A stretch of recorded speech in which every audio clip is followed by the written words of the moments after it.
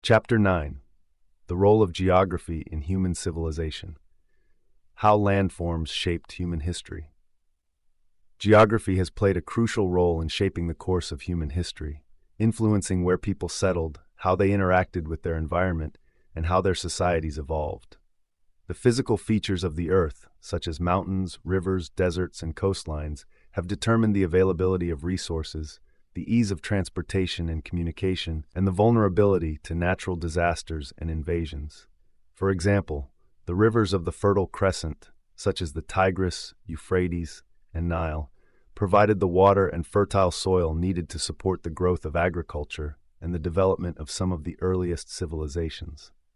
The predictable flooding of these rivers deposited nutrient-rich silt on the surrounding land, allowing farmers to cultivate crops and support large populations. The rivers also served as transportation routes, facilitating trade and communication between distant regions and contributing to the growth of cities and states.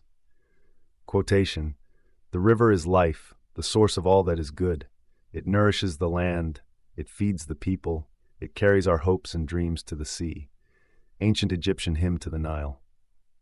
In contrast, the deserts of the Sahara, the Arabian Peninsula, and the American Southwest posed significant challenges to human settlement. The scarcity of water, extreme temperatures, and vast distances made it difficult for large populations to thrive in these regions. However, the people who lived in these areas developed innovative solutions to overcome these challenges, such as the construction of qanats, underground irrigation channels, in Persia, and the use of camel caravans to traverse the Sahara. The mountains of the Andes, the Himalayas, and the Alps also shaped the development of human societies, providing natural barriers that protected communities from invasion, but also isolating them from other cultures. The people who lived in these mountainous regions developed unique cultures and technologies, such as terraced farming in the Andes and the construction of stone fortresses in the Alps. The high altitude and rugged terrain also contributed to the development of distinct physical traits, such as increased lung capacity and endurance in the Andean and Himalayan peoples. Quotation: "The mountains are our home, our fortress, our sanctuary. They protect us from the storms of life, but they also test our strength and resolve." Ancient Andean saying, inscribed on a stone tablet. The impact of waterways and deserts on civilization development. Waterways, such as rivers, lakes, and seas, have been critical to the development of human civilizations. They provided not only water for drinking and irrigation, but also transportation routes for trade, communication, and military campaigns. The availability of water has often determined the location of cities, the success of agriculture, and the growth of empires. The Nile River, for example, was the lifeblood of ancient Egypt, providing the resources needed to support one of the most enduring civilizations in history. The Nile's annual flooding deposited fertile silt on the surrounding land, allowing the Egyptians to cultivate crops and sustain a large population. The river also served as a transportation route, connecting the cities of Upper and Lower Egypt and facilitating trade with neighboring regions. Quotation: "The Nile is the gift of the gods, the source of all that is good. We honor it with our labor, our prayers, and our love, for it is the lifeblood of our land." Ancient Egyptian hymn, dedicated to the Nile. Similarly, the Tigris and Euphrates rivers were central to the development of Mesopotamia, where the Sumerians, Akkadians, Babylonians, and Assyrians built their cities and empires. The rivers provided water for irrigation, enabling the growth of agriculture in an otherwise arid region, and served as transportation routes for the movement of goods, people, and armies. The importance of these rivers to the development of civilization is reflected in the Sumerian myth of the Tigris and Euphrates as the gifts of the gods, providing life and sustenance to the people. In contrast, deserts have often served as barriers to human movement and settlement, but they have also provided opportunities for trade and cultural exchange. The Sahara Desert, for example, is one of the largest deserts in the world, covering much of North Africa. Despite its harsh conditions, the Sahara has been home to human societies for thousands of years. The people of the Sahara developed skills in desert survival, such as finding water sources, navigating vast distances, and building shelters from the sun and wind. They also developed trade networks that connected the Mediterranean to sub-Saharan Africa, exchanging goods such as gold, salt, and slaves. The Arabian Peninsula, with its vast deserts and limited water sources, has also played a significant role in the development of human civilization. The Bedouin peoples of the Arabian Desert were skilled in desert navigation and survival, and they played a key role in the development of trade routes that connected the Middle East to Africa, India, and the Mediterranean. The Arabian Peninsula was also the birthplace of Islam, a religion that spread rapidly across the desert and beyond, transforming the cultural and political landscape of the region.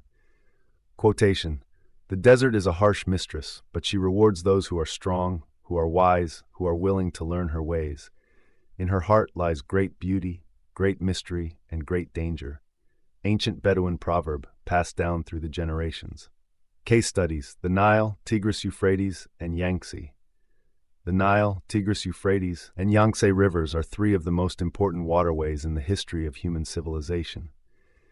Each of these rivers has supported the development of complex societies, provided the resources needed for agriculture and trade, and influenced the culture, religion, and politics of the regions they flow through. The Nile River, as mentioned earlier, was central to the development of ancient Egypt. The river's annual flooding provided the fertile soil needed to support agriculture, and the Nile served as a transportation route that connected the cities of Upper and Lower Egypt. The Egyptians built their cities, temples, and tombs along the banks of the Nile, and their religious beliefs were closely tied to the cycles of the river. The Nile was seen as a divine gift, and the pharaohs were believed to be responsible for ensuring the river's continued fertility. The Tigris and Euphrates rivers, which flow through modern-day Iraq, were the lifeblood of Mesopotamia, one of the earliest and most influential civilizations in history. The people of Mesopotamia developed sophisticated irrigation systems to control the flow of water and support agriculture in an otherwise arid region. The rivers also served as transportation routes, facilitating trade and communication between the city-states of Sumer, Akkad, Babylon, and Assyria. The importance of the rivers to Mesopotamian civilization is reflected in their mythology, with the rivers often depicted as gods or as the homes of divine beings. The Yangtze River, the longest river in Asia, has played a central role in the development of Chinese civilization. The Yangtze flows through a diverse range of environments, from the highlands of Tibet to the fertile plains of central China. The river has supported agriculture, trade, and transportation for thousands of years, and it has been the site of some of China's most important historical events.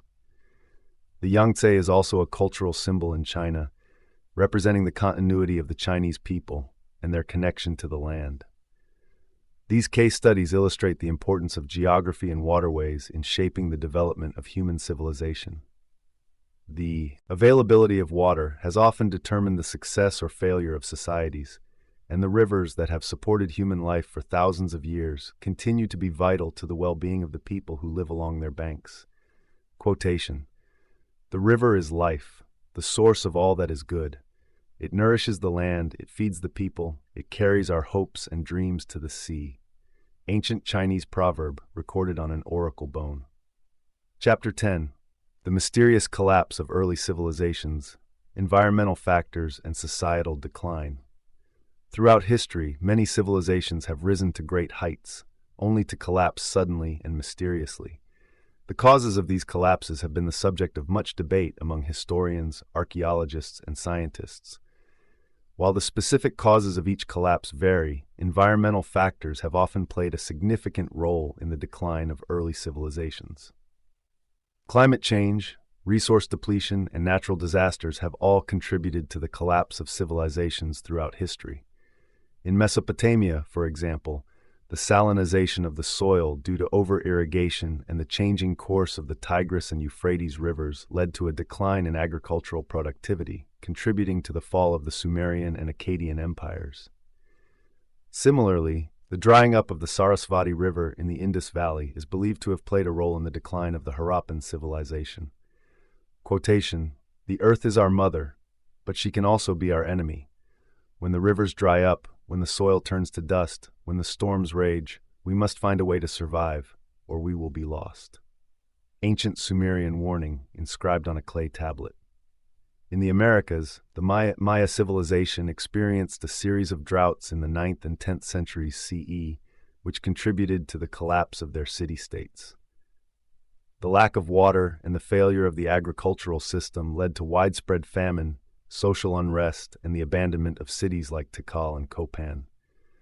The ancestral Puebloans of the American Southwest also faced environmental challenges, including drought and deforestation, which contributed to the decline of their communities.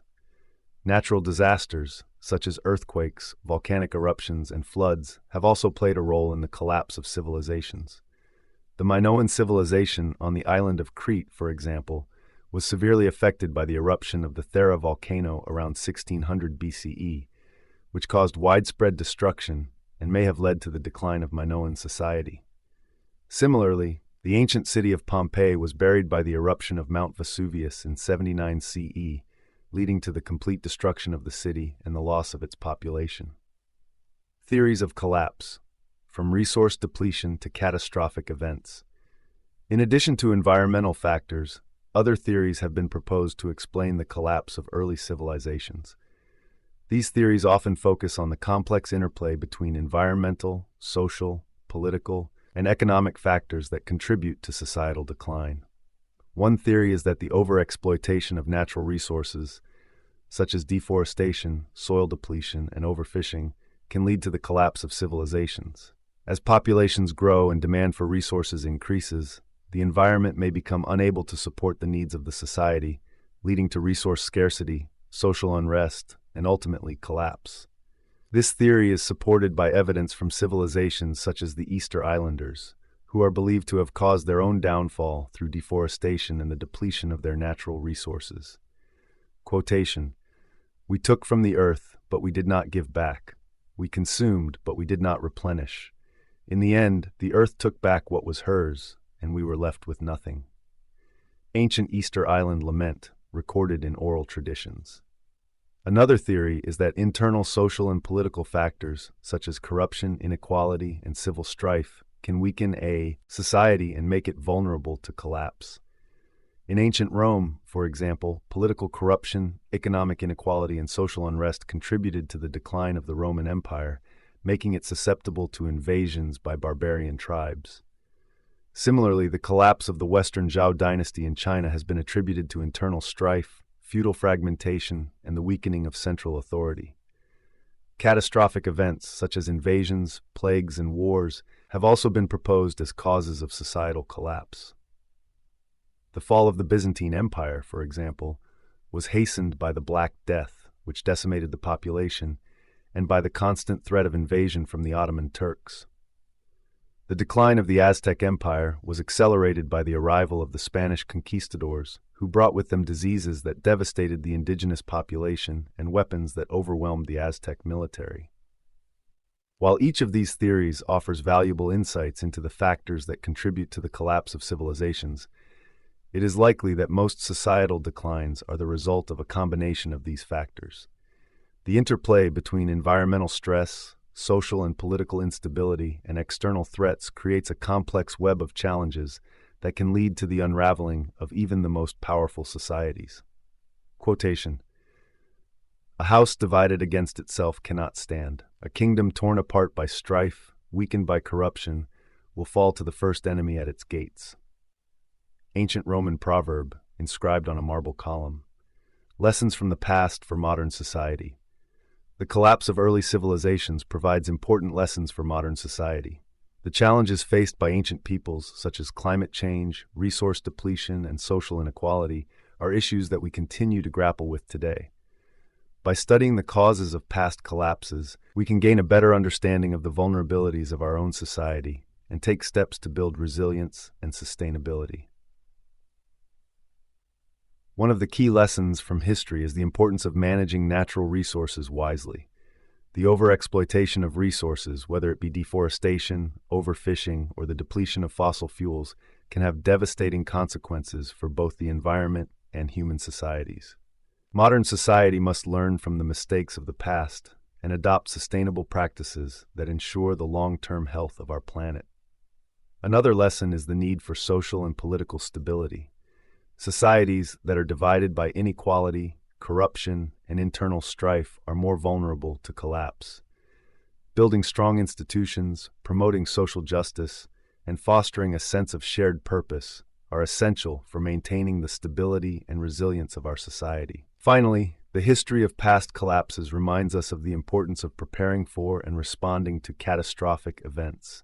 Whether it be natural disasters, pandemics, or geopolitical conflicts, modern society must be ready to adapt and respond to unforeseen challenges.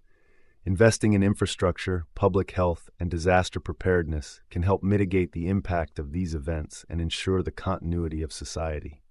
Quotation: "Those who do not learn from history are doomed to repeat it."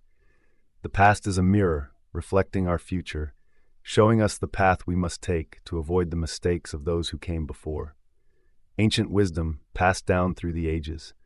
By learning from the past, we can build a more sustainable, resilient, and just world for future generations. Chapter 11. Reflections on Human Resilience, Lessons from the Past for the Future. The story of human civilization is one of resilience and adaptation. Throughout history, humans have faced challenges such as climate change, natural disasters, and resource scarcity, yet they have consistently found ways to adapt and thrive.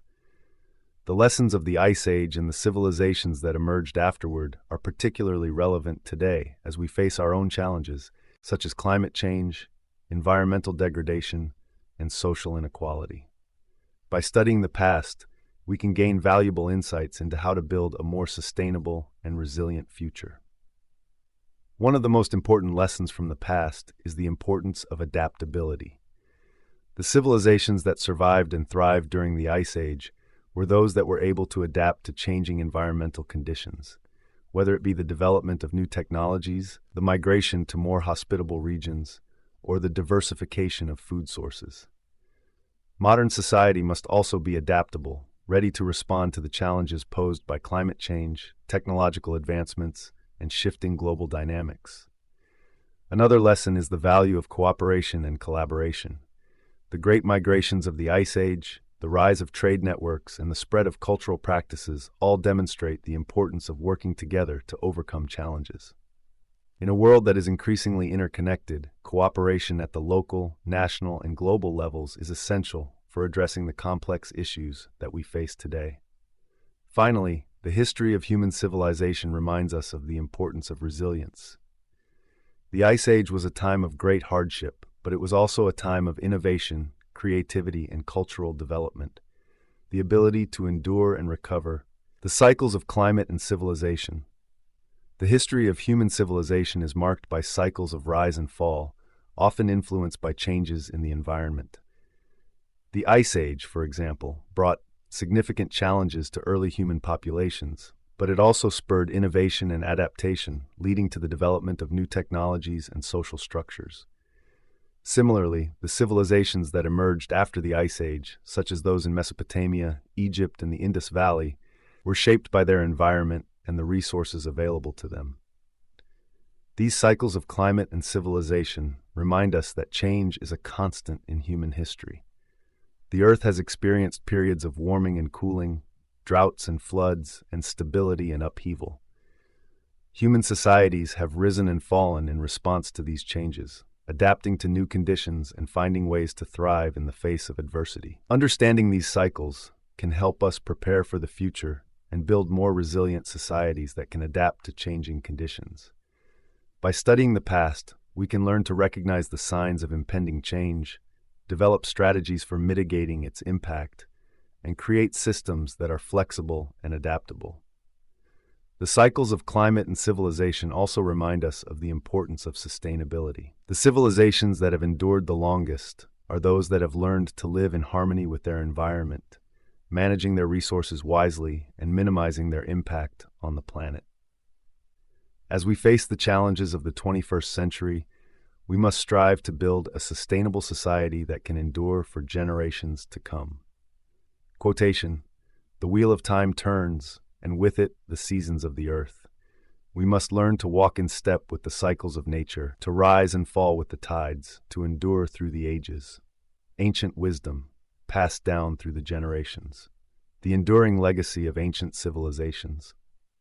The civilizations of the past have left a lasting legacy that continues to influence the world today. Their achievements in art, architecture, science, and governance have shaped the development of human civilization and continue to inspire us. The myths and legends of these ancient peoples, though often rooted in real events, have also played a role in shaping our understanding of the world and our place in it.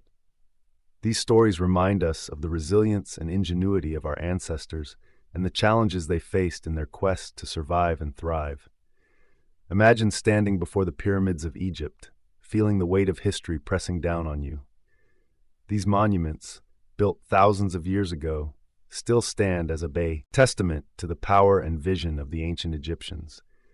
They remind us of the enduring legacy of these early civilizations, of the knowledge and wisdom they possessed, and of the lessons they left for future generations. As we look to the future, we can draw on the lessons of the past to build a more sustainable and resilient world, one that honors the legacy of the civilizations that came before us. By studying the history of human civilization, we can gain a deeper understanding of our shared heritage and the enduring legacy of the Ice Age and the civilizations that followed. Quotation: "The stones of the past speak to us, telling us of the deeds of our ancestors, of their triumphs and their struggles. They are the foundation upon which we build our future." Ancient proverb, carved into the walls of a temple. Chapter 12. The Forgotten Titans of Pre-Ice Age Civilizations. The advanced civilizations before the last Ice Age. When we consider the span of 300,000 years that Homo sapiens have walked the Earth, it's mind-boggling to think how much history could have been lost in the depths of time. It is entirely possible, even plausible, that civilizations far more advanced than our own once thrived before the last Ice Age. These societies, existing tens of thousands of years ago, may have developed technologies, cultures, and religions that rival or even surpass those of our modern world. Imagine a civilization that mastered the use of renewable energy sources, harnessing the power of the sun, wind, and tides to fuel their cities. Their architecture, blending seamlessly with nature, could have been constructed from materials far beyond our current understanding. Lightweight but stronger than steel, self-healing structures, and buildings that could adapt to environmental changes. These civilizations might have developed advanced communication networks, possibly even more sophisticated than the internet, relying on quantum entanglement or other unknown technologies to instantaneously share information across vast distances. Culturally, these societies could have placed a strong emphasis on balance and harmony with the natural world. Their religions, deeply intertwined with the environment, might have worshipped a pantheon of deities representing natural elements, gods of the sun, moon, oceans, and winds. Rituals could have been held in vast open-air temples, constructed on the peaks of mountains or deep within ancient forests, where the boundaries between the material and spiritual worlds were believed to be thin.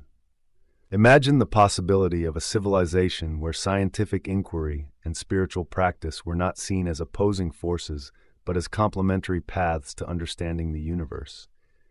Their religious leaders might have also been their scientists, philosopher-priests who sought to understand the cosmos through both empirical observation and meditative insight. These societies could have achieved a level of understanding about the universe that modern science is only beginning to glimpse, perhaps even unlocking the secrets of interstellar travel or the manipulation of space-time. Quotation: "The ancients did not seek to conquer the elements, but to commune with them, to understand the language of the stars, the whispers of the wind, and the songs of the earth. Their wisdom was the harmony of nature and the cosmos." Attributed to a forgotten sage from a pre-Ice Age civilization. The Gulf of Mexico, the Persian Gulf, and beyond, a world before the seas rose. During the last Ice Age, the Earth's water was locked in massive ice sheets, causing sea levels to be much lower than they are today. This dramatic difference reshaped the coastlines of continents, creating a world that is almost unrecognizable to us now. The Persian Gulf, for example, was not the shallow sea we know today, but a vast, fertile plain crisscrossed by rivers and dotted with lakes. It is believed that this region, known as the Arabian Gulf Oasis, was home to some of the earliest human settlements. Imagine a sprawling civilization in this lush basin, with cities built along the banks of ancient rivers that have long since disappeared beneath the waters. These cities, connected by a network of canals and roads, might have been bustling centers of trade, culture, and innovation. The Gulf of Mexico during the Ice Age was much smaller, with the coastline extending far beyond its current boundaries. What is now the shallow continental shelf would have been dry land, perhaps home to coastal settlements and large inland lakes. These communities could have been maritime cultures, skilled in navigation and fishing, using advanced knowledge of the stars and tides to guide their journeys. Their cities, built on high plateaus overlooking the extended shoreline, might have featured grand temples and observatories, where priests studied the heavens and mapped the movements of celestial bodies. As for the San Francisco Bay, during the Ice Age, it was likely a lush valley through which a mighty river flowed, carving its way to the Pacific Ocean. The bay itself would not have existed, and instead, there would have been a broad, fertile plain, teeming with wildlife and dotted with the settlements of hunter-gatherer societies. These early inhabitants might have built villages along the riverbanks, using the abundant resources of the land and sea to support thriving communities. As the ice melted and sea levels rose, this valley was gradually inundated, creating the iconic bay we know today. Quotation: "Before the waters claimed the land, the world was a different place, rich with life, boundless in its possibilities. The seas rose and fell, and with them, the memory of those who walked the forgotten shores was washed away." An inscription found on an ancient tablet recovered from beneath the Persian Gulf. Bays, shorelines, and the changing face of the earth. The bays and shorelines of the Ice Age world were vastly different from those of today. Coastal regions were extended, and what we now consider shallow seas were often fertile plains or deep river valleys. The Bay of San Francisco, before it became a bay, would have been a fertile basin, a cradle of life and a corridor for migration. Here, rivers flowed freely, carving valleys and creating deltas rich with fish and wildlife. The people of this land might have been skilled hunters, fishermen, and farmers, cultivating the rich soils of the valley floor. Their villages, constructed from timber and stone, might have been built on stilts to protect against the seasonal floods that replenished the land with nutrient-rich silt. Similarly, the Chesapeake Bay on the east coast of North America was once a massive river valley, carved by the Susquehanna River. During the Ice Age, this river would have stretched far beyond its current mouth, with its banks lined with dense forests and rich grasslands. The people living along this river would have developed a culture deeply connected to the rhythms of the river, with spiritual practices centered around the water's life-giving properties. As the Ice Age ended and sea levels began to rise, these landscapes were gradually submerged, creating the bays and estuaries we see today. The people who lived in these regions would have witnessed the slow encroachment of the sea, forcing them to adapt or migrate to higher ground. Their stories of the lost lands beneath the waves might have been passed down through generations, eventually becoming the myths and legends of sunken cities and lost civilizations. Quotation: "The Earth's face has changed, but the memory of what was remains in the stones, in the stories, in the dreams of those who once called these lands home." Ancient coastal lore from the Pacific Northwest. Chapter 13: The Lost Shores of the Ice Age. The Mediterranean Basin, a patchwork of inland seas and valleys. The Mediterranean Sea, as we know it today, is a vast expanse of water connecting Europe, Africa, and Asia. However, during the last Ice Age, the Mediterranean Basin was significantly different. The lowered sea levels caused by the ice sheets would have exposed large tracts of land, transforming parts of the sea into fertile plains and smaller inland lakes. For instance, the Aegean Sea, which lies between Greece and Turkey, would have been a series of smaller lakes and rivers. The Cyclades, now an archipelago, were likely connected by land bridges, forming a larger, contiguous landmass. Ancient peoples might have lived in these now submerged areas, farming the rich soils and establishing trade routes across the land bridges. Their settlements, built on the shores of these smaller lakes, might have featured temples dedicated to gods of water and earth, reflecting their deep connection to the changing landscape. Further west, the Strait of Gibraltar, which today forms the narrow connection between the Atlantic Ocean and the Mediterranean Sea, would have been a much narrower passage. It's possible that during the peak of the Ice Age, the connection could have been entirely closed off, turning the Mediterranean into a series of enclosed basins. This isolation might have led to unique developments in the cultures surrounding these inland seas, with distinct languages, technologies, and religious practices emerging in response to their environments. Quotation: "Where once the land stretched on forever, now the sea reigns. But beneath the waves, the memory of those lost shores lingers, a world half remembered in dreams and myths." Fragment from an ancient Mediterranean text. The English Channel, a land bridge between continents. The English Channel, separating southern England from northern France, was a broad, fertile valley during the Ice Age, known as Doggerland. This land bridge connected Britain to mainland Europe, allowing for the migration of animals and people. Doggerland was a lush, marshy plain dotted with lakes and rivers, home to a thriving Mesolithic culture. These early inhabitants would have been expert foragers and hunters, living in small, mobile communities that followed the seasonal migrations of game and the growth cycles of plants. They might have constructed temporary dwellings from wood and animal hides, building their villages along the banks of rivers and lakes. As the Ice Age ended and the ice sheets melted, Doggerland was gradually submerged by rising sea levels. The people living there would have witnessed the slow disappearance of their homeland, perhaps inspiring stories of a lost paradise beneath the waves. These tales might have been passed down through generations, eventually becoming the foundation for legends of sunken lands and forgotten civilizations. Quotation: "The land we once called home now lies beneath the sea, but its spirit lives on, in the whispers of the waves and the echoes of the wind." Oral tradition from the descendants of Doggerland's people. The Gulf of California, a desert oasis.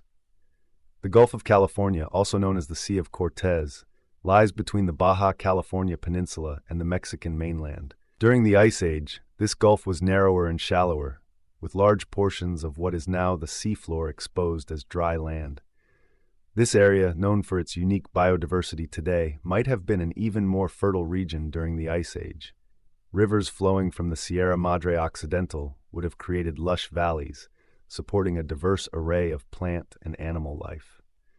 Early humans living in this region could have developed complex societies, with a deep understanding of the desert and coastal ecosystems.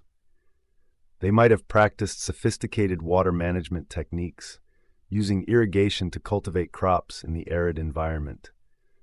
These coastal communities could have been seafaring people, using small boats made from reeds or wood to navigate the shallow waters and fish the abundant marine life.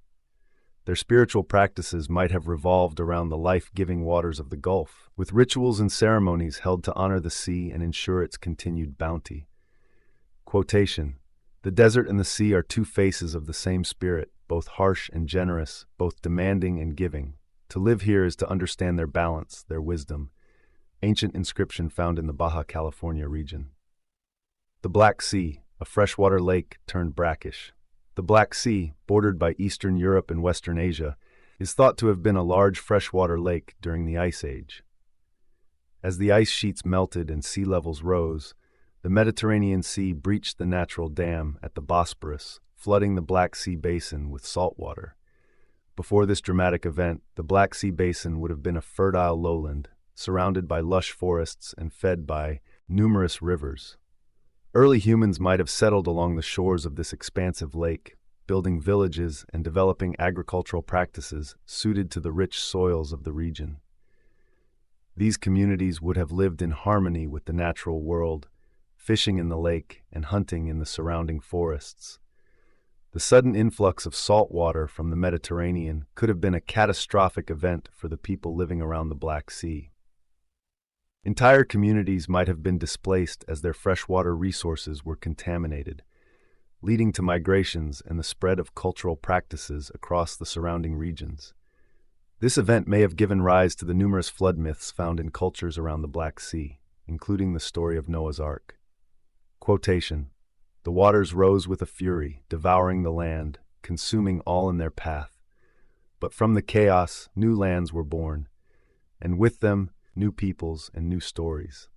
A legend from the ancient peoples of the Black Sea region. The Bay of Bengal, an ancient delta. The Bay of Bengal, bordering India, Bangladesh, and Myanmar, was significantly different during the Ice Age. The Ganges, Brahmaputra, and other rivers flowing into the bay would have carved deep valleys and created extensive deltas, forming a vast, fertile landscape that extended far beyond the current coastline. This region, now prone to devastating cyclones and floods, might have been a cradle of early human civilization during the Ice Age. The lower sea levels would have exposed large areas of land, allowing for the development of rich agricultural societies. Early inhabitants could have cultivated grains, fruits, and vegetables, developing irrigation systems to manage the seasonal floods and ensure a stable food supply. These deltaic societies might have worshipped river gods and goddesses, holding festivals and ceremonies to honor the forces of nature that shaped their lives. Their villages, built on raised platforms or mounds to protect against flooding, would have been centers of trade, culture, and learning. As the sea levels rose, these communities would have been forced to move inland, leaving behind a submerged landscape rich with the remnants of their civilization. Quotation: "The rivers give life, and the sea takes it away, but the spirit of the land endures, carried by the waters to new places, new beginnings." Ancient hymn from the Ganges Delta region, chapter 14, The Transforming Shorelines of a Melting World. The Chesapeake Bay, a river valley turned estuary. Chesapeake Bay, located along the east coast of the United States, is the largest estuary in the country. However, during the Ice Age, the bay was a vast river valley carved by the ancient Susquehanna River. This valley extended far beyond the current shoreline, creating a fertile region that supported early human populations. The Susquehanna River would have flowed through a broad plain, flanked by forests and grasslands teeming with wildlife. Early human communities could have thrived in this region, hunting game, fishing in the river, and gathering plants from the surrounding forests. Their villages might have been strategically located along the riverbanks, taking advantage of the fertile soil for agriculture and the abundant resources of the river. As the glaciers melted and sea levels rose, the river valley was gradually inundated, transforming into the Chesapeake Bay we know today. The people living in this region would have adapted to the changing environment, possibly developing new methods of fishing and boat building to navigate the expanding waters. The rising sea levels might have also led to the spread of these communities to higher ground, influencing the development of cultures further inland. Quotation: "The river is our lifeblood, and the land our mother. As the waters rise, we follow them, seeking new homes, new places to call our own." Ancient saying from the peoples of the Susquehanna River Valley. The Hudson River Valley, a fjord in the making. The Hudson River, which flows through eastern New York and into the Atlantic Ocean, was a glacial fjord during the Ice Age. The weight of the ice sheets carved deep valleys, creating a landscape of steep cliffs and narrow inlets. As the ice retreated, the Hudson River flowed through this glacially carved valley, creating a dramatic and rugged landscape. Early humans might have settled along the river's edge, taking advantage of the sheltered inlets and fertile valleys for hunting, fishing, and gathering. Their societies could have been small, tight-knit communities, living in harmony with the natural world and relying on the river for their survival. As sea levels rose, the lower parts of the valley were flooded, creating the tidal estuary that the Hudson River is today. The people living in the region would have witnessed the transformation of their homeland, possibly leading to migrations further up the river or into the surrounding highlands. The stories of this transformation might have been passed down through generations, eventually becoming the foundation for local legends and folklore. Quotation: "The river carved the land, shaping it as it shaped our lives, and as the waters rose we followed, adapting, surviving, thriving." Folk memory from the Hudson River Valley. The Bay of Biscay, a submerged shelf. The Bay of Biscay, located off the western coast of France and northern Spain, was significantly different during the Ice Age. The lower sea levels exposed a vast continental shelf, creating a broad coastal plain that extended far into what is now open water. This coastal plain would have been a rich and fertile landscape, with rivers flowing into the Atlantic and abundant wildlife. Early human populations might have lived along this extended coastline, developing maritime cultures that relied on fishing, shellfish gathering, and small-scale farming. Their settlements could have been spread out along the coast, with villages built on the cliffs overlooking the ocean. As the ice melted and sea levels rose, the continental shelf was gradually submerged, transforming the coastal plain into the deep bay we see today. The people of this region would have had to adapt to the changing environment, possibly moving further inland or developing new techniques for fishing in deeper waters. The memory of the lost land might have persisted in their oral traditions, inspiring stories of a sunken paradise beneath the waves. Quotation, "The ocean giveth and the ocean taketh away, but we, the children of the shore, shall always find a way to live with the sea." Ancient Basque proverb. The Bay of Plenty, New Zealand's drowned valleys. The Bay of Plenty, located on the northeastern coast of New Zealand's North Island, was a series of river valleys during the Ice Age. The lower sea levels exposed a rugged landscape of deep valleys and high ridges, with rivers carving their way through the volcanic soil. These valleys would have been lush and fertile, supporting early Maori populations who lived off the land and sea. The Maori might have developed intricate agricultural systems, cultivating taro, kumara, sweet potato, and other crops in the fertile soil, while also fishing in the rivers and hunting in the forests. Their villages could have been strategically located on the ridges and high ground, providing protection from floods and a vantage point over the surrounding landscape. As the Ice Age ended and sea levels rose, these valleys were gradually flooded, creating the Bay of Plenty.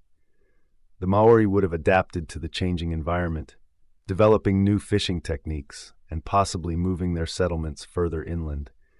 The transformation of their landscape might have influenced their spiritual beliefs and cultural practices, with the rising sea being seen as a powerful force to be respected and honored. Quotation, "The land is our ancestor, and the sea our guardian. As the waters rise, we remember the valleys of old and honor the spirits that dwell within them." Maori proverb from the Bay of Plenty. Chapter 15. The Lost Technologies of Pre-Ice Age Civilizations. During the Middle Pleistocene, which began around 780,000 years ago and lasted until approximately 126,000 years ago, the Earth underwent dramatic climatic shifts. It was during this epoch that anatomically modern humans, known as Homo sapiens, first emerged around 300,000 years ago. Remarkably, they thrived for approximately 174,000 years before the onset of the Last Glacial Maximum, which peaked around 26,500 years ago. In this vast span of time, these ancient humans had the opportunity to accumulate knowledge, innovate, and develop technologies far beyond what we often attribute to early societies. By the time modern civilization began around 12,000 years ago, with the advent of agriculture and recorded history, Homo sapiens could have been 15 times more advanced than our current society. Their understanding of the natural world, engineering feats, and complex social structures may have set a precedent for human achievement that we are only beginning to rediscover today.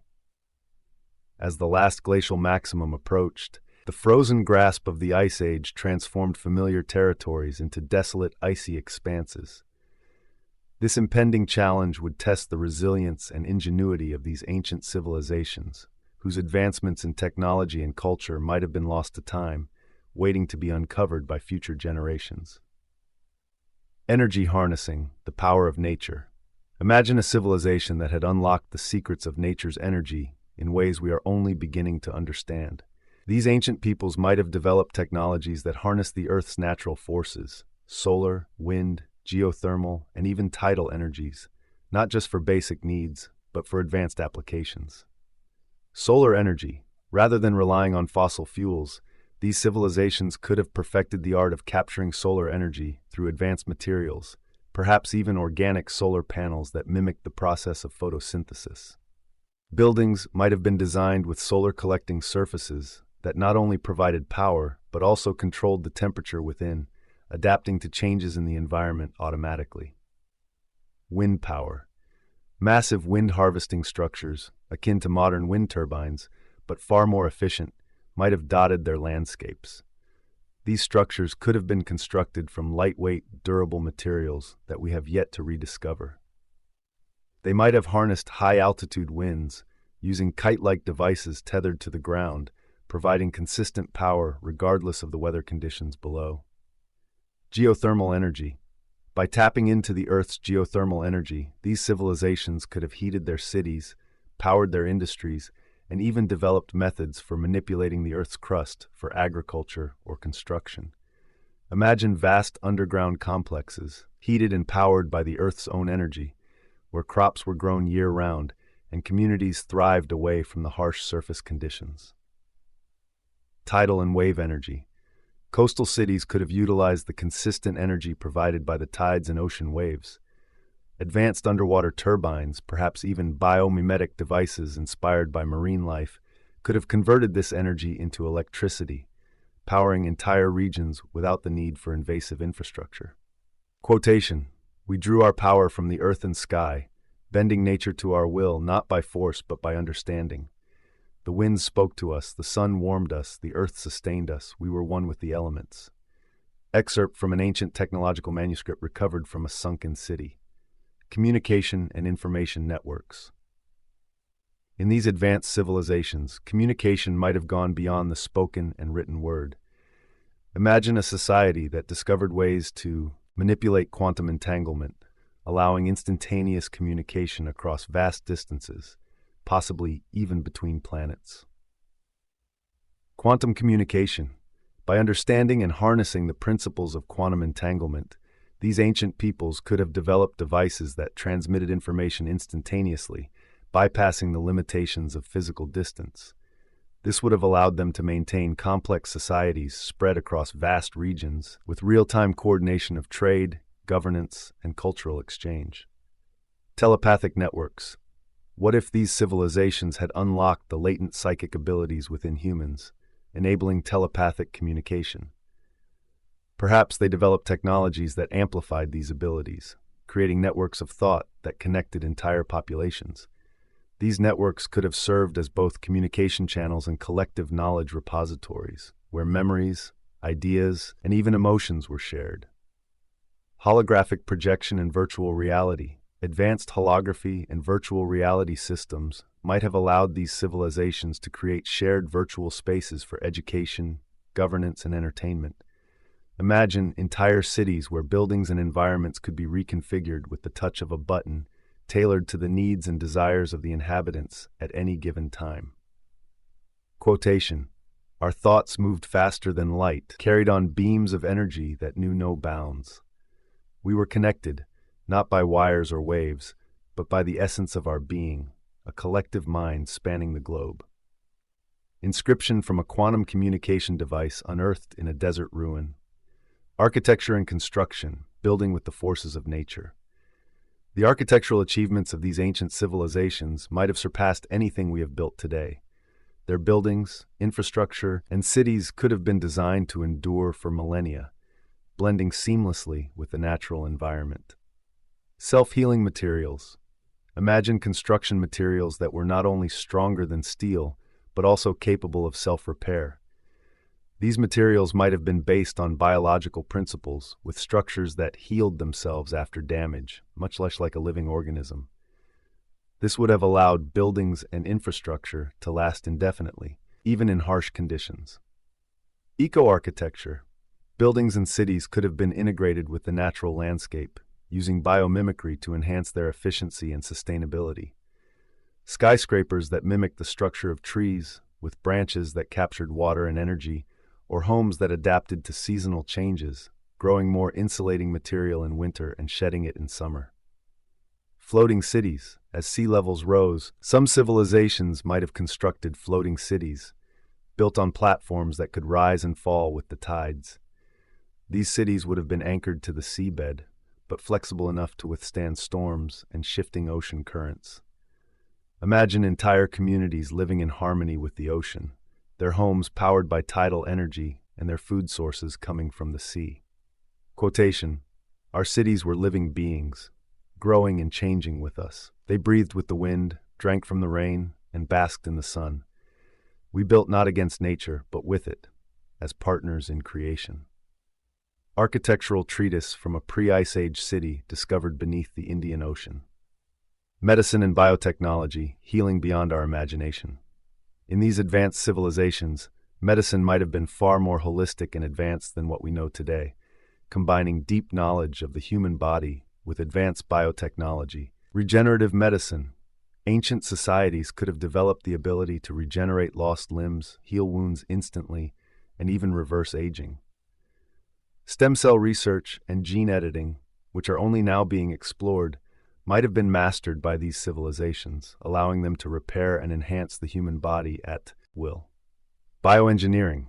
These civilizations might have bioengineered plants and animals to suit their needs, creating crops that thrived in any environment, animals that provided more food with less resource input, and even symbiotic organisms that worked with humans to maintain health and vitality. Psychosomatic healing. The mind-body connection might have been fully understood and harnessed, allowing for healing through meditation, visualization, and mental discipline. This could have led to a society where illness was rare and health was maintained through a combination of mental and physical practices.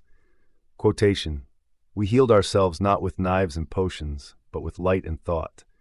Our bodies were as clay, molded by our minds and our technology, made whole by the power within us."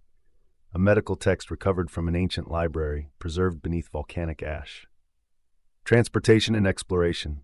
Mastery of land, sea, and sky transportation in these ancient civilizations might have been highly advanced, allowing for rapid travel across land, sea, and even into the sky and beyond. Anti-gravity technology. Imagine vehicles that could defy gravity, powered by advanced understanding of electromagnetic forces or unknown elements. These craft could travel effortlessly across the landscape, over mountains and seas, or even into space.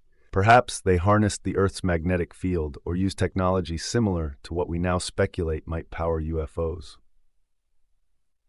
Hyperloop and maglev systems. On land, these civilizations could have developed advanced maglev or hyperloop systems, allowing for travel at incredible speeds in near-silent comfort. These systems would have been energy efficient, possibly using magnetic fields or even gravitational manipulation to reduce friction and power requirements. Underwater and subterranean travel. Submarines and tunneling machines might have been as common as cars, allowing for extensive exploration of the oceans and underground. These vehicles could have been equipped with life support systems that enabled humans to live and work in environments previously thought uninhabitable, leading to the development of entire underwater or underground cities. Quotation: "We rode the winds and sailed the stars, masters of the sky and sea. No place was beyond our reach, no journey too far, for we had unlocked the secrets of movement itself." Scroll found in the ruins of an ancient observatory, detailing the principles of anti-gravity.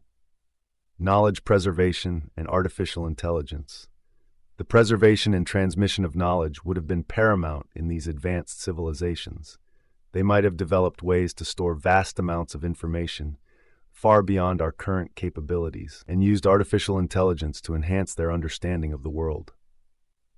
Cognitive storage devices. Imagine devices that could store not just data, but consciousness itself, allowing for the preservation of knowledge, memories, and even personalities. These devices could have been used to teach future generations, with students learning directly from the minds of their ancestors. Artificial intelligence. AI systems in these civilizations might have been deeply integrated into daily life, serving as advisors, teachers, and companions. These AI entities could have been advanced enough to evolve, learning and growing alongside their human counterparts, and perhaps even developing their own form of consciousness. Virtual libraries. Knowledge might have been stored in vast virtual libraries, accessible to anyone with the proper mental discipline. These libraries could have contained the accumulated wisdom of thousands of years, with information on everything from science and medicine to philosophy and art. Quotation: "Our knowledge was vast, our wisdom deep. We preserved it not in stone or clay, but in the fabric of reality itself, woven into the very essence of our world." From the records of an ancient library. preserved through unknown means beneath a glacier. Environmental control and terraforming. One of the most remarkable achievements of these ancient civilizations might have been their ability to control and modify their environment on a large scale. Climate control. Advanced weather manipulation technologies might have allowed these civilizations to control rainfall, temperature, and even the seasons. This could have been achieved through the use of massive atmospheric generators or the manipulation of the Earth's magnetic field. Terraforming. On an even grander scale, these civilizations might have developed the ability to terraform entire regions, turning deserts into fertile plains or warming frozen landscapes into lush forests. This technology would have required a deep understanding of ecology and geology, allowing them to create balanced ecosystems that could sustain life for thousands of years. Ecological engineering. Beyond terraforming, these societies could have practiced ecological engineering, creating harmonious environments where every plant, animal, and microorganism served a purpose. These engineered ecosystems would have been self-sustaining, with minimal human intervention required. Quotation, "We shape the earth as a sculptor shapes clay, not with violence, but with care. Our world was our masterpiece, a living canvas upon which we painted our dreams." Ancient text describing the terraforming of a now lost continent. Chapter 16, Time Manipulation and the Nature of Reality. Cultural sophistication, art, music, and rituals. In these advanced pre-Ice Age civilizations, cultural sophistication would have reached levels that might seem otherworldly to us. Art, music, and rituals would not only serve as expressions of creativity and spirituality, but would also be deeply intertwined with their technology and understanding of the universe. Synesthetic art forms. Imagine art that goes beyond the visual, pieces that engage multiple senses simultaneously. These civilizations might have created artworks that could be seen, heard, touched, and even smelled, creating a full sensory experience. For example, a painting might emit harmonic tones that change with the viewer's perspective, or release scents that evoke different emotions. These artworks could have been used for meditation, healing, or even as tools for teaching complex concepts. Music as a healing force. Music in these societies could have been more than just entertainment. It might have been used as a powerful tool for healing and spiritual connection. Ancient musicians might have understood the science of sound frequencies and how they affect the human body and mind. They could have created compositions that promoted physical healing, mental clarity, and emotional balance. Instruments might have been crafted from materials that resonated with the Earth's natural frequencies, amplifying their therapeutic effects. Rituals of cosmic connection. Rituals in these civilizations might have been designed to align the participants with cosmic forces, promoting harmony between humanity and the universe. These rituals could have involved complex choreography, music, and visual elements, all designed to create a state of collective consciousness. Participants might have used these rituals to communicate with distant stars, seek guidance from ancestral spirits, or even influence natural events. Quotation, "Our art was not merely seen, but felt, heard, and lived. Each stroke, each note was a prayer, a message to the cosmos, a way to touch the infinite." An inscription found on the walls of an ancient temple, believed to be a center for synesthetic art. Spirituality and religion, the science of the divine. Spirituality in these ancient civilizations would have been deeply integrated with their scientific knowledge, forming a belief system where the divine was not separate from the natural world, but an integral part of it. Pantheism and the divine matrix. These civilizations might have practiced a form of pantheism, where everything in the universe was seen as an expression of the divine. The gods and goddesses they worshipped could have represented fundamental forces of nature, gravity, electromagnetism, and the elements. Their temples might have been designed as both places of worship and centers for scientific study, where priests and scholars worked together to understand the divine laws governing the cosmos.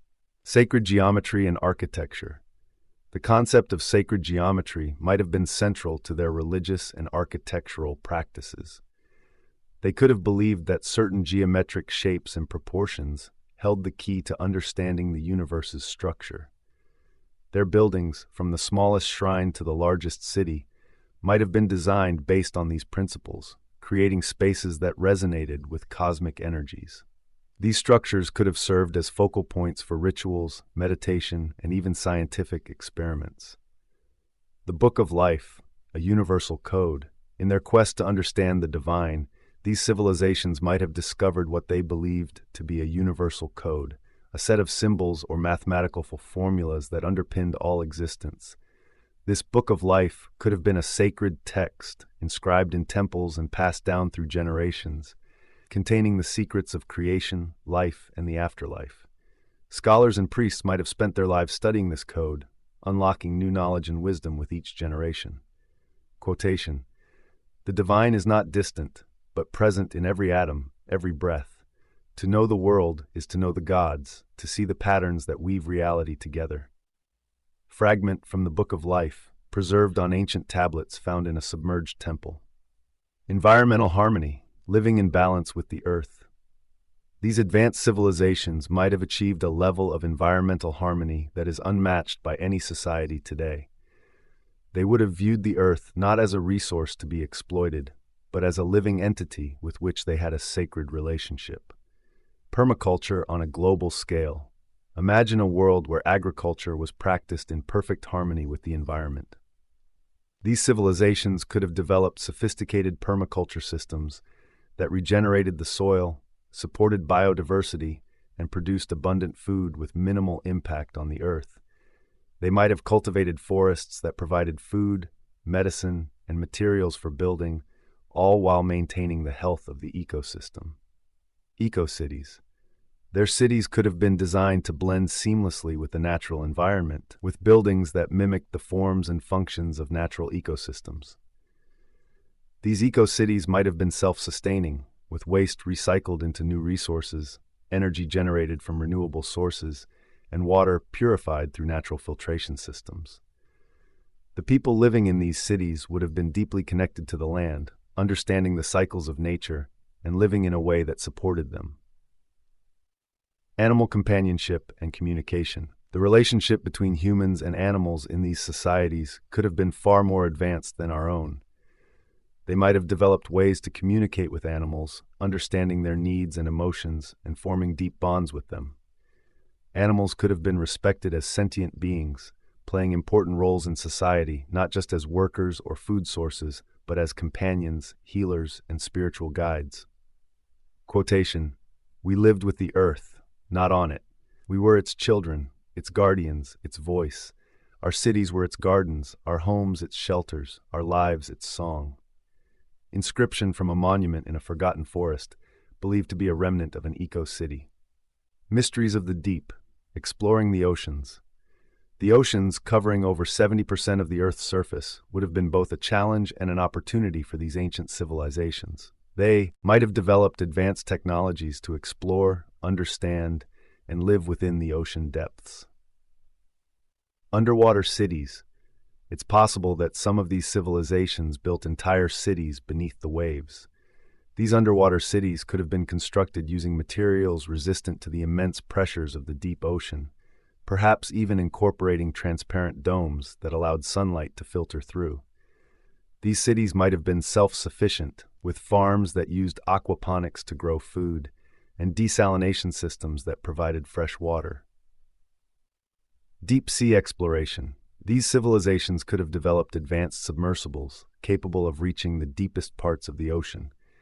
These vessels might have been powered by energy sources unknown to us, allowing them to stay submerged for months or even years at a time. The explorers of these societies would have mapped the ocean floor, discovered new species, and perhaps even established colonies in the most remote regions of the Earth. Communication with marine life. The people of these civilizations might have developed ways to communicate with marine life, understanding the complex languages of whales, dolphins, and other intelligent sea creatures. They could have formed alliances with these beings, learning from their knowledge of the ocean and working together to maintain the health of the marine environment. Quotation: "The ocean was our mother, our protector, our guide. We built our homes within her embrace, explored her depths, and listened to her voice, which spoke of ancient wisdom and eternal life." recovered from a tablet found in the ruins of an underwater city off the coast of India. Interstellar knowledge and the search for life beyond Dave. In their quest to understand the universe, these civilizations might have looked to the stars, seeking knowledge and perhaps even contact with other forms of life. Astronomical observatories. Imagine vast observatories, far more advanced than anything we have today, built in remote locations to study the heavens. These structures could have been equipped with lenses or mirrors made from materials we have yet to rediscover, allowing them to observe distant galaxies, black holes, and other cosmic phenomena in incredible detail. The knowledge gained from these observations might have informed their understanding of the universe, their spirituality, and their technology. Star maps and navigational charts. These civilizations could have created detailed star maps and navigational charts, not just of our solar system but of the galaxy as a whole. These maps might have been used for space travel, with ancient astronauts venturing beyond Earth in search of knowledge, resources, or even other civilizations. The charts could have been passed down through generations, eventually becoming part of the mythology and religious texts of later cultures. The search for extraterrestrial life. Perhaps these civilizations developed technologies that allowed them to detect and communicate with life beyond Earth. They might have sent signals into space, built listening stations to receive messages, or even attempted to travel to other planets. These efforts could have been driven by a desire to understand their place in the universe, to find others like themselves, or to seek allies in their quest for knowledge. Quotation, "We looked to the stars not just for light, but for answers. We knew we were not alone, that somewhere, beyond the veil of night, others watched the same sky and wondered as we did." A passage from an ancient star map discovered in the ruins of a high-altitude observatory in the Andes. Time manipulation and the nature of reality. Perhaps the most mysterious and advanced of their technologies, these civilizations might have explored the nature of time and reality itself, developing ways to manipulate these fundamental aspects of existence. Time travel and temporal gates. What if these ancient peoples had discovered the secret to time travel? They might have built temporal gates, allowing them to move through time as easily as we move through space. These gates could have been used to study history, to learn from the future, or even to alter events in their favor. The knowledge of time travel might have been kept secret, passed down only to a select few, and eventually lost or hidden away as the civilization declined. Parallel universes and multiverse theory. These civilizations might have developed a deep understanding of parallel universes and the multiverse. They could have built devices that allowed them to explore these alternate realities, learning from the different paths that existence could take. This knowledge might have been used to guide their own civilization, avoiding pitfalls that befell their counterparts in other universes. Reality manipulation. Beyond time and space, these civilizations might have learned to manipulate reality itself. They could have developed technologies that allowed them to alter the fabric of reality, creating new physical laws, changing the properties of matter, or even creating entire new dimensions. This knowledge would have been the pinnacle of their technological achievement, something that only the most advanced scholars and priests could comprehend. Quotation, "Time is a river, and we learned to navigate its currents, to sail upstream or downstream as we wished. Reality is a tapestry, and we became its weavers, crafting new patterns from the threads of existence." Ancient text from a secret chamber, hidden deep within a mountain temple.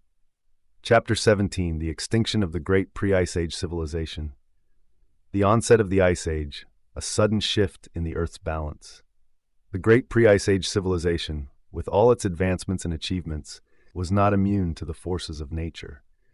As the Earth entered a period of dramatic climatic change, the balance that this civilization had maintained with the environment began to unravel. The onset of the Ice Age, marked by a sudden and severe drop in global temperatures, was a cataclysmic event that reshaped the world in ways that even the most advanced technologies could not prevent. The Ice Age began gradually, with subtle shifts in the climate that might have gone unnoticed at first. However, as the cooling intensified, the signs became impossible to ignore. Winters grew longer and harsher, and summers, once warm and bountiful, became brief and cold. Glaciers that had long been stable in the polar regions began to advance, slowly creeping toward the heartlands of this great civilization. The oceans, once teeming with life and a source of sustenance, started to freeze at the edges, disrupting the delicate balance of the marine ecosystem. The people of this civilization, who had thrived in harmony with the earth, found themselves facing a force of nature that was beyond their control. Despite their advanced technologies and deep understanding of the natural world, the scale and speed of the climatic changes overwhelmed them. The cold was relentless, and as the ice sheets advanced, they swallowed up vast tracts of land, burying entire cities and altering the course of rivers.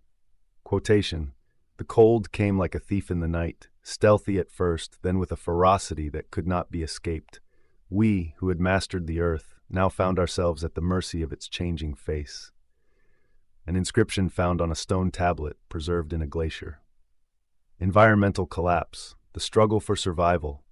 As the Ice Age took hold, the environment that had once sustained this civilization began to collapse. The fertile plains that had provided abundant food became barren and frozen. Crops that had fed millions withered in the unrelenting cold, and livestock perished in the fields. The people, who had once lived in cities of grandeur, found themselves struggling to grow even the most basic of crops. The forests, which had been a source of fuel, shelter, and food, were gradually overtaken by the advancing ice or died out due to the extreme cold. Coastal areas, where communities had thrived on fishing and trade, were devastated by the freezing of the seas and the collapse of marine ecosystems. The once reliable patterns of nature that this civilization had depended upon for thousands of years were now disrupted, leading to widespread famine and suffering. To survive, many communities abandoned their homes, migrating in search of warmer climates. But the ice was everywhere, and as they moved south, they found that even the traditionally warm regions were becoming inhospitable. The migration itself was fraught with dangers, as food and resources became scarce, and conflicts arose between groups competing for survival. In desperation, some communities turned to their advanced technologies, hoping to reverse or halt the effects of the Ice Age. However, the scale of the environmental changes was too great. The civilization's most brilliant minds worked tirelessly to develop new solutions, perhaps attempting to warm the atmosphere or divert the glaciers, but these efforts were ultimately in vain.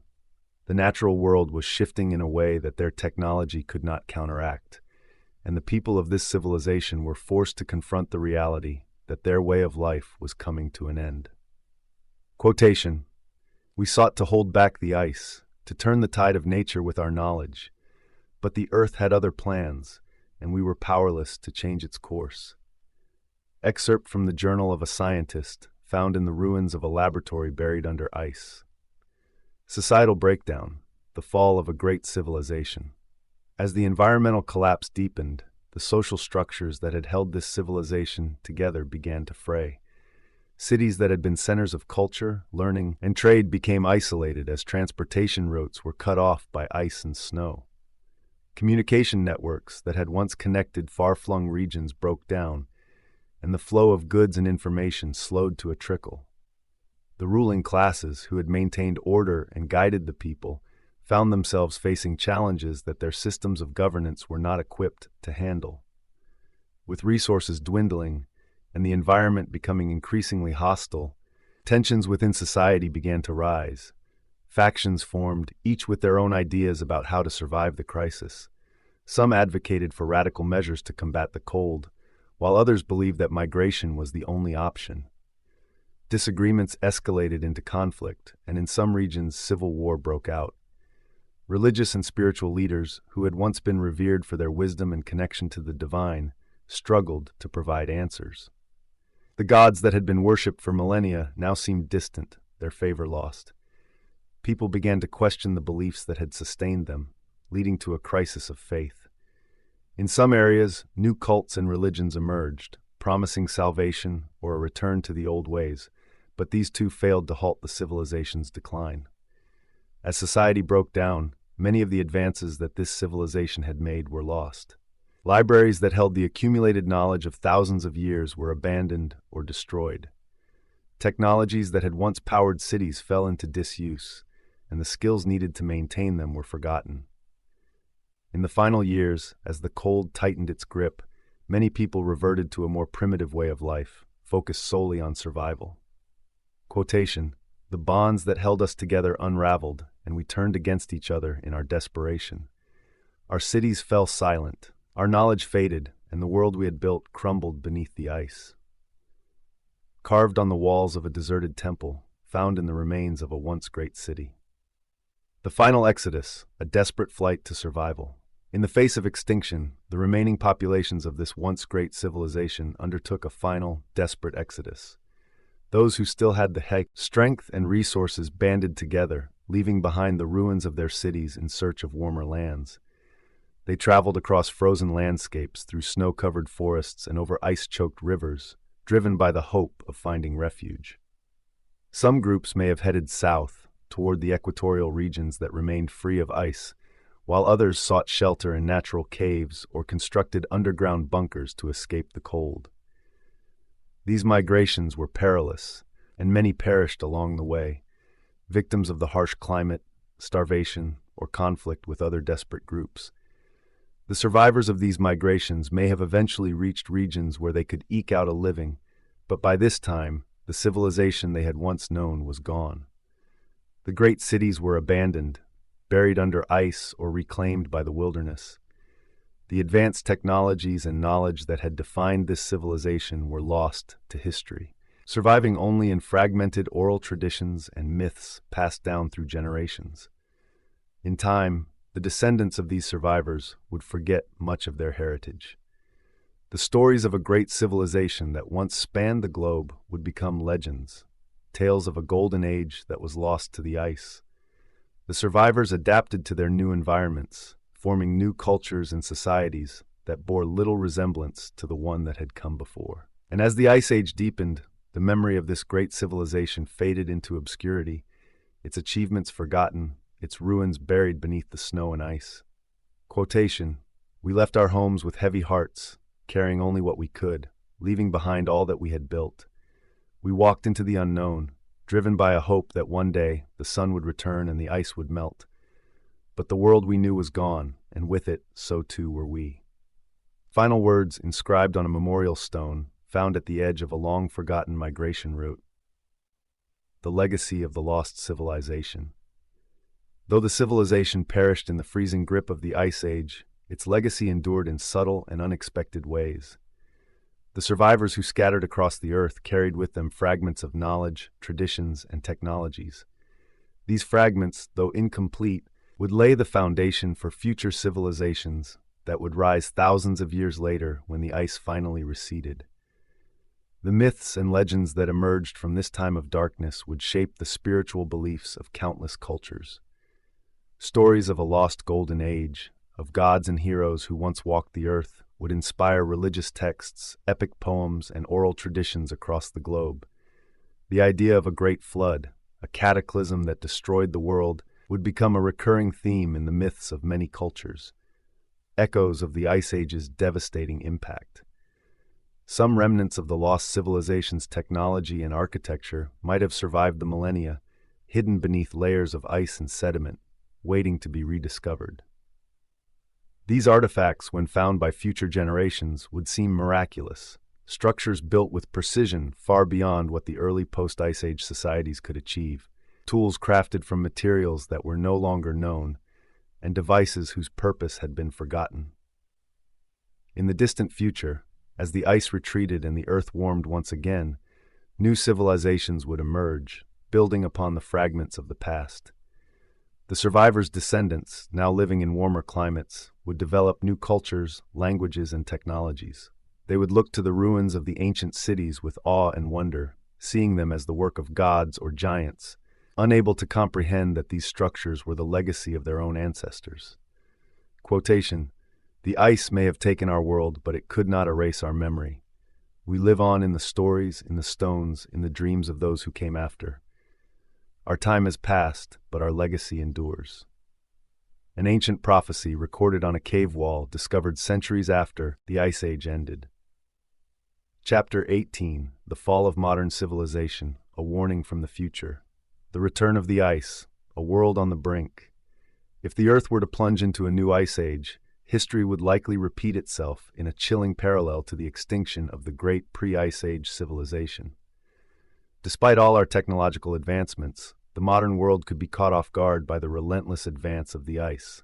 The ice age might begin slowly, with subtle changes in the climate, longer, colder winters and shorter, milder summers. Scientists would warn of the impending crisis, but their warnings might go largely unheeded until it was too late. The new ice age could arrive with a ferocity that modern civilization would be ill-prepared to face. The Arctic ice cap would expand, sending glaciers surging southward across North America, Europe, and Asia. Coastal cities, once bustling hubs of commerce and culture, would be abandoned as sea levels dropped, exposing vast, frozen plains. The oceans, vital to global trade and the sustenance of billions, might become treacherous as ice floes spread far beyond the poles, disrupting shipping routes and collapsing marine ecosystems. The world's agricultural heartlands, from the Great Plains of the United States to the breadbaskets of Europe and Asia, would likely be devastated by the advancing cold. Crops could fail year after year, and once fertile lands would become barren, unable to support even the hardiest of plants. As food supplies dwindled, global famine might take hold, and the modern world could be plunged into a crisis of unprecedented scale. Quotation, "We thought ourselves masters of the earth, but the ice would come, and with it the truth. We are but tenants in this world, at the mercy of forces far beyond our control." A reflection from a climatologist, recorded in the early days of the new ice age. The struggle for survival, 8 billion people on the move. As the ice spread, the global population of 8 billion people would face an existential crisis. The cold, creeping steadily from the poles, could make vast regions of the planet uninhabitable. Entire nations might be forced to abandon their homelands, triggering a mass migration, the likes of which the world has never seen. The equatorial regions, where the temperatures would remain warm enough to support life, could become the last bastion of humanity. However, these areas, already home to millions, might be ill-equipped to handle the sudden influx of billions of desperate people. As the world's population converged on the tropics, competition for resources, land, water, food, would likely become fierce. The rush to the equator. Nations could crumble as governments lose the ability to maintain order in the face of the overwhelming crisis. Borders, once rigidly defended, might become meaningless as waves of refugees pour into the equatorial regions. The global south, long seen as underdeveloped by the standards of the industrialized north, could become the focal point of human survival. Countries that had previously struggled with poverty and instability might now be overrun by billions seeking refuge from the cold. Conflict and chaos. The competition for survival could quickly turn violent. Wars might break out over access to arable land, fresh water, and dwindling food supplies. Military forces, already strained by the collapse of infrastructure and governance, might be unable to maintain control, leading to widespread anarchy. In some regions, governments might resort to draconian measures, implementing martial law and sealing off borders in desperate attempts to protect their citizens. In others, new powers could emerge, warlords, militias, and criminal syndicates who would thrive in the chaos. Collapse of global systems. The interconnected systems that support modern civilization, global trade, finance, and communication, might break down. Supply chains, already disrupted by the changing climate, could disintegrate entirely as countries hoard resources and sever ties with the outside world. The global economy, once a symbol of human progress, could collapse, plunging billions into poverty and desperation. Communication networks might fail as satellites are lost to the growing cold and the infrastructure on the ground deteriorates.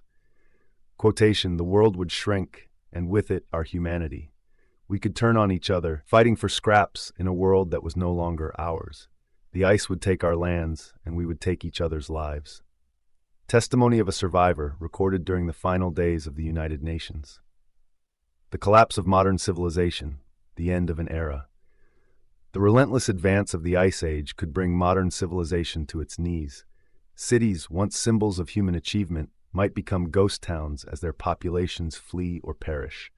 Iconic landmarks, from the skyscrapers of New York and Tokyo to the ancient monuments of Europe, could be abandoned to the encroaching cold. The knowledge and technologies that have defined the modern age might be lost as universities, research institutions, and libraries fall into disuse or are destroyed in the chaos. Urban exodus. As the cold intensifies, urban centers across the globe might become uninhabitable. The exodus from the cities could be both swift and brutal. In North America, the eastern seaboard, with its densely packed cities, might see millions attempting to flee southward, clogging highways and creating massive refugee camps along the way. In Europe, the great capitals, London, Paris, Berlin, could be deserted as their populations migrate towards the Mediterranean. But the warm climates of southern Europe and North Africa, already overburdened, might not sustain the influx, leading to further conflict and suffering. Technological decline. With the collapse of infrastructure and the disintegration of societal order, the technologies that have been the backbone of modern life might become useless. The energy grids could fail, plunging entire regions into darkness. The internet, once the global communication network that connected humanity, might become a ghostly echo of itself, with only scattered, isolated nodes still functioning. Scientific research, which has driven the progress of the 21st century, could grind to a halt as laboratories are abandoned and the brightest minds are consumed with the struggle to survive. Cultural disintegration. The cultural achievements of the modern era, art, literature, music, might be forgotten in the face of overwhelming survival needs. Museums and cultural institutions could be left to decay, their treasures lost or destroyed. The shared global culture that has emerged in the digital age might fragment into thousands of isolated communities, each struggling to maintain a semblance of their identity in the midst of chaos. Languages, traditions, and knowledge might be lost as communities are uprooted and dispersed. Quotation: "The cities that once towered over the earth, symbols of our dominion, would crumble before the ice. Our technology, our art, our culture, all could become relics of a past that was slipping away, buried beneath the snow." A historian's reflection written in the final days of Paris. The battle for the equator, the last stand of humanity.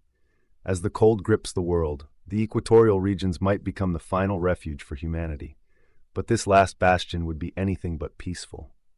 The influx of billions of people into these regions could strain the environment and ignite fierce conflicts over the remaining habitable land. Environmental strain. The equatorial regions, already vulnerable to the pressures of climate change, might face an unprecedented environmental crisis. Forests could be cleared at an alarming rate to make way for agriculture and settlements, leading to deforestation, soil erosion, and the loss of biodiversity. Rivers and lakes, the lifeblood of these regions, might be overdrawn, leading to water shortages and further ecological collapse. The once thriving ecosystems of the Amazon, Congo, and Southeast Asia could be pushed to the brink of destruction. Societal fragmentation. The influx of refugees might overwhelm the existing social structures in the equatorial regions. Traditional governments could struggle to maintain control as their populations explode. In many areas, local leaders, tribal chieftains, and warlords might take power, leading to the fragmentation of society into hundreds of competing factions. In the chaos, any semblance of international cooperation could dissolve, and the world might fracture into isolated enclaves, each fighting for survival. The new wars. Wars could break out across the equatorial regions as nations, militias, and desperate groups clash over the remaining resources. The tropics, once a place of biodiversity and natural beauty, might become a battleground. In South America, the Amazon basin might become a war zone, with factions fighting for control over the dwindling resources of the rainforest. In Africa, the Congo basin might be similarly embroiled in conflict, as groups battle over arable land and access to fresh water. Southeast Asia could see the rise of new powers, as former states and insurgent groups fight for dominance in the remaining fertile lands. Quotation: "We would be driven to the edge of the world, where the heat still lingered and the ice had not yet reached. But there could be no peace to be found, only war, only death. The equator, once the heart of the earth, might become our last battleground." A soldier's account from the wars in the Amazon. The inevitable extinction, a final chapter for humanity. Despite all efforts to survive, the combination of environmental collapse, societal fragmentation, and relentless conflict might make the extinction of modern civilization inevitable. The equatorial regions, overwhelmed by the influx of billions, could not sustain the sheer number of people struggling to survive. Resources would dwindle, and with them, hope. The death of ecosystems, the environmental strain placed on the equatorial regions, might lead to the collapse of ecosystems that had once been the last refuge of life on Earth. The destruction of forests, the pollution of rivers, and the overuse of the land could lead to widespread famine and disease. The natural world, already weakened by centuries of human activity, might not recover from the onslaught. Societal collapse, the wars that ravaged the equatorial regions, could leave societies in ruins. With no central authority, no functioning economy, and no access to the resources needed for survival, communities might disintegrate into chaos. Famine, disease, and violence could become the norm, and the population might plummet as people succumb to the harsh conditions. The end of knowledge. As the last vestiges of civilization crumble, so too might the knowledge that has defined humanity. The skills, technologies, and wisdom accumulated over millennia could be lost as the final survivors focus solely on survival. Libraries might be abandoned, universities could be closed, and the internet, once a repository of all human knowledge, might go dark. The story of humanity, from its earliest beginnings to its greatest achievements, might be forgotten. In the final days, as the ice continues its relentless advance and the equator becomes a battleground for survival, humanity's time on Earth might come to an end. The species that has once dominated the planet, that had reached the moon and unlocked the secrets of the atom, might be reduced to scattered remnants, struggling to hold on to a world that has turned against them. Quotation, "The end might not come with a bang, but with a whimper. We could fight for warmth, for food, for life, but in the end, the cold might take it all. The Earth would have no place for us anymore, and so we would become history." Final words of the last historian, recorded in the equatorial enclave of what was once Indonesia. Reflections on the end, lessons for the future. If modern civilization were to fall as the great pre-Ice Age civilization did, the lessons would be clear and haunting. The extinction of both civilizations could serve as a sobering reminder of humanity's vulnerability to the forces of nature. Despite all our advancements, despite our belief in our ability to control the world around us, we might still be at the mercy of the Earth's natural cycles. The hubris of progress. Both ancient and modern civilizations might fall victim to a belief in their own invincibility. The ancients, with their advanced technologies and deep understanding of the natural world, could believe they could withstand any challenge. Modern civilization, with its technological marvels and global reach, might share the same hubris. In the end, both might be proven wrong. The importance of sustainability.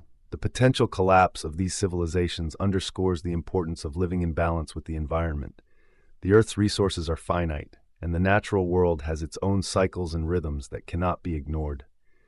The lesson for any future civilization might be clear. Sustainability is not just an ideal, but a necessity for survival. The fragility of civilization. The rapid decline of modern civilization might show just how fragile our way of life truly is. The interconnected systems that support our world, agriculture, energy, communication, might be disrupted in an instant, leading to a cascade of failures that could bring even the most powerful societies to their knees. The knowledge that civilization can collapse so quickly should inspire a greater respect for the systems that sustain us and a commitment to protecting them. As the ice once again claims the Earth, the memory of modern civilization could fade into obscurity, much like the great civilization that came before. The ruins of our cities, the remnants of our technologies, and the fragments of our knowledge might be left to be discovered by future generations, if any were to come. The story of humanity, from its rise to its fall, could become a cautionary tale, a reminder of the impermanence of all things. Quotation, "We could be here, and then we might not be. The Earth moves on, and so does time. Let those who come after us learn from our mistakes, and perhaps they will endure where we could not." An epitaph, carved into the last standing monument in the ruins of New York City. Chapter 19, the absence of religious figures. Before the end of the last ice age, a world without familiar prophets, the pre-ice age, spiritual landscape. In contemplating the religious and spiritual beliefs of ancient pre-ice age civilizations, one is struck by the absence of familiar figures, such as Noah, Moses, or other prophets who are central to the world's major religions today. This absence is not just a matter of historical timing, but reflects the profound differences between the spiritual landscapes of these ancient civilizations and those that emerged after the last ice age. The great pre-ice age civilizations, with their advanced technologies and deep connection to nature, likely developed religious and spiritual systems that were vastly different from those that would later emerge in the post-ice age world. These early beliefs would have been shaped by a worldview that saw the divine as intimately intertwined with the natural world, rather than as a separate anthropomorphic entity. Pantheism and animism. Pre-ice age civilizations might have practiced a form of pantheism or animism, where every aspect of nature, the sun, the moon, rivers, mountains, and even animals, was seen as imbued with spiritual significance. Their gods and goddesses could have represented natural forces rather than human-like figures, and their spiritual practices might have focused on maintaining harmony with these forces rather than seeking guidance from individual prophets. Lack of linear time perception. These civilizations might have viewed time in a cyclical rather than linear fashion, seeing life, death, and rebirth as part of an eternal cycle. This cyclical view of time would have influenced their spirituality, making the concept of a single, linear history centered around specific prophetic figures less relevant to their belief systems. Instead of prophets, they might have revered sages, shamans, or mystics who communicated with the natural world and the divine forces that governed it. Quotation: "The ancients did not look for saviors or messengers. They looked to the stars, the trees, the rivers. In the dance of the cosmos, they found their truth, their guidance, their God."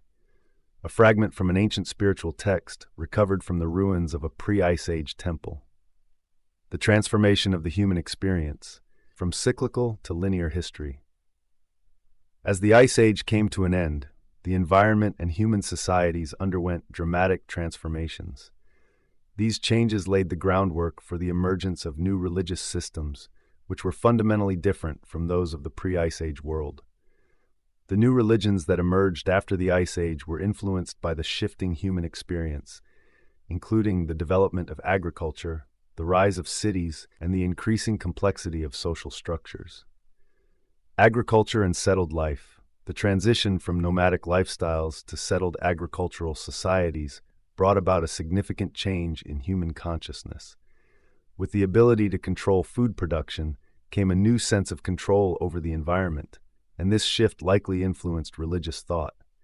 Gods and prophets began to emerge who were seen as intermediaries between humanity and the divine, offering guidance and protection in exchange for worship and obedience. The concept of prophets. Prophets like Noah and Moses, who play central roles in post-ice age religions, would emerge in response to the new challenges and complexities of settled life. These figures were seen as chosen by a singular, often monotheistic deity to deliver divine messages, provide moral guidance, and lead their people through times of crisis. This idea of divinely chosen individuals would have resonated with societies that were increasingly organized around hierarchies and central authorities, both political and religious. Linear time and prophetic history. The move towards linear time, where history is seen as a progression from a beginning towards an ultimate end, also played a crucial role in the emergence of prophets. In a world where events are seen as part of a divine plan, prophets are necessary to interpret and guide this unfolding narrative. The stories of Noah, Moses, and other prophets are part of this linear history, offering lessons and moral frameworks that are meant to guide humanity towards a future goal or salvation.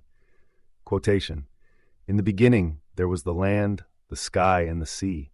But as the ice melted and the world warmed, new stories emerged, stories of men chosen by the divine to lead us through the trials of time." An inscription from a post-ice age temple, reflecting on the transformation of human belief. The emergence of monotheism, a new world order. One of the most significant religious developments following the last ice age was the rise of monotheism, a belief in a single, all-powerful God. This concept was virtually non-existent in the pre-ice age world, where polytheism and animism were the dominant forms of spirituality. The rise of monotheism coincided with the development of more complex societies, where centralized power structures demanded a more unified and hierarchical worldview. The birth of monotheistic prophets. Prophets like Moses emerged within the context of this new monotheistic framework. These figures were seen as conduits for the will of the one true God, tasked with leading their people according to divine laws. In contrast to the decentralized and nature-focused spiritual practices of the pre-Ice Age civilizations, monotheism offered a clear, linear narrative of creation, covenant, and destiny, centered around the actions and teachings of prophets. The influence of cataclysmic events. The end of the Ice Age itself, with its dramatic climate changes and environmental upheavals, may have contributed to the rise of monotheism and the figure of the prophet. Stories like that of Noah's flood are often interpreted as reflections of real cataclysmic events that occurred as the ice melted and sea levels rose. These stories provided a theological framework for understanding and surviving such disasters, framing them as divine judgments or tests. The need for moral and social order. As societies became more complex, with larger populations and more stratified social structures, there was a growing need for moral and social order. Prophets like Moses were seen as lawgivers, bringing divine commandments that would help to organize society and maintain harmony. This was a stark contrast to the pre-Ice Age societies, where moral guidance was more likely to come from communal traditions and a direct relationship with the natural world. Quotation: "In the age of the prophets, the world was made anew, ordered by the will of the one God. The ancient ways were forgotten, and in their place a new covenant was formed, binding us to a destiny foretold." An excerpt from a religious text, reflecting on the shift from polytheism to monotheism. The loss of pre-Ice Age knowledge and the birth of new myths. The end of the Ice Age marked not just a physical transformation of the Earth, but also a profound cultural and spiritual shift. The knowledge and beliefs of the pre-Ice Age civilizations were largely lost, as these societies collapsed under the weight of the advancing ice and the ensuing chaos.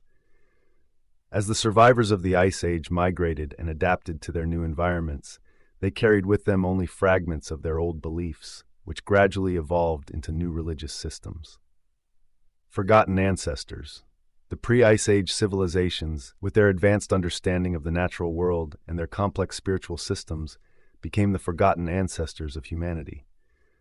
The stories and traditions that survived the Ice Age were often fragmented and reinterpreted to fit the new post-Ice Age context. Over time, the old gods and rituals were replaced by new figures and practices that reflected the changed world and the new challenges faced by humanity. The creation of new myths. The stories of Noah, Moses, and other prophets can be seen as part of the process of creating new myths to explain the post-Ice Age world. These figures provided a way to make sense of the dramatic changes that had occurred and offered a narrative that connected the present to the divine. The myths that emerged after the Ice Age were not just explanations of natural events, but also reflections of the new social and moral orders that were being established. The spiritual void. The absence of familiar religious figures in the pre-Ice Age world reflects the spiritual void that was filled by the prophets and religious leaders who emerged after the Ice Age. In the face of the environmental and social upheavals of the post-Ice Age world, humanity sought new sources of guidance and meaning. The prophets provided this, offering a vision of divine order and purpose that resonated with the experiences of a world in transition. Quotation: "The old gods were lost to the ice, their names forgotten, their temples buried. But from the ruins of the past, new stories were born, new gods arose, and with them, a new understanding of our place in the world." An ancient chronicle, reflecting on the spiritual transformation following the last Ice Age. Reflections on the evolution of religious thought. The absence of religious figures like Noah and Moses before the end of the last Ice Age highlights the profound changes in human consciousness and belief that occurred as the world transitioned from one era to the next. The spiritual systems of the pre-Ice Age civilizations, focused on the natural world and cyclical time, were replaced by the linear, prophetic religions that would come to dominate the post-Ice Age world. The role of environment in shaping belief. The changing environment played a crucial role in shaping religious thought. As humanity moved from a world dominated by nature to one increasingly shaped by human hands, the need for new spiritual frameworks became apparent.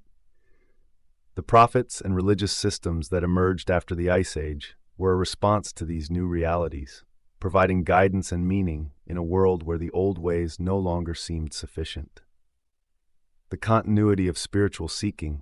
Despite the differences between pre-Ice Age and post-Ice Age religious thought, there is a continuity in humanity's spiritual seeking.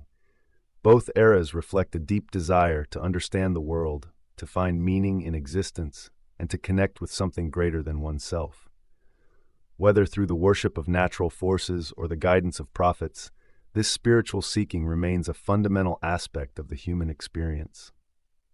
The legacy of the pre-Ice Age world. The spiritual legacy of the pre-Ice Age world, though largely forgotten, still echoes in the religions of today. The reverence for nature, the cyclical view of time, and the belief in a universe filled with divine forces are all elements that can be traced back to the ancient civilizations that preceded the Ice Age. These elements were transformed and reinterpreted in the post-Ice Age world, but they remain a testament to the enduring power of the human spirit. Quotation: "The prophets of old did not walk the earth before the ice, for their time had not yet come, but the spirit that would give rise to them was there, in the mountains, in the rivers, in the stars. It waited, as the ice did, for its moment." A reflection on the evolution of religious thought, written by a modern theologian.